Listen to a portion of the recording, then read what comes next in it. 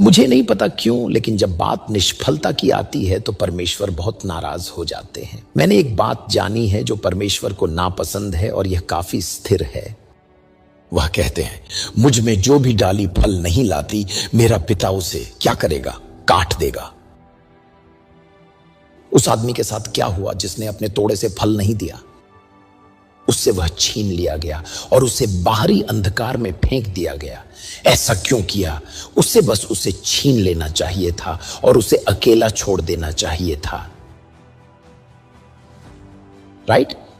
यह तर्क संगत है। It's reasonable. हम यह पूछ सकते हैं क्योंकि यह दुष्टता जैसा दिखता है।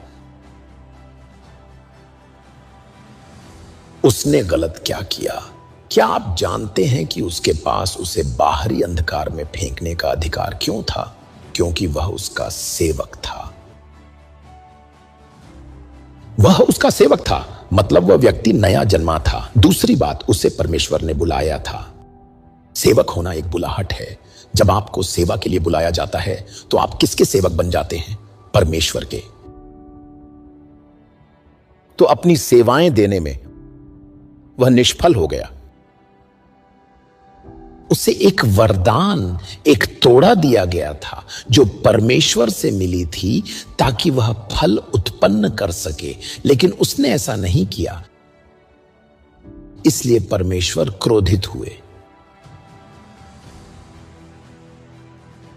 आज सुबह मेरा आपसे सवाल है, आप इस सेवा में आ रहे हैं, क्या आप फलदायी हैं या आप सो रहे हैं? यह बहुत महत्वपूर्ण है।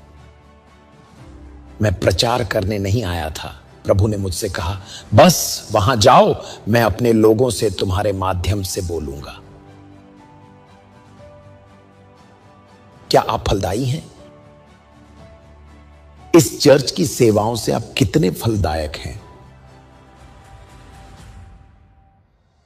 If God decides to come now to demand for fruits, अगर परमेश्वर यहां आने का तय करे और यहां आकर सभी शक्तिशाली प्रचारकों, शिक्षकों से फल की मांग करे, तो आपके फल क्या हैं? क्या वह आपसे प्रसन्न होंगे? What are your fruits? Will he be pleased with you? मैं फिर कहता हूं, क्या वह आपसे प्रसन्न होंगे? क्या आप नहीं जानते जब आप यहां आते हैं आपको परमेश्वर का वचन मिलता है, प्रकाश दिया जाता है, शक्ति दी गई है, सामर्थ्य दी गई है।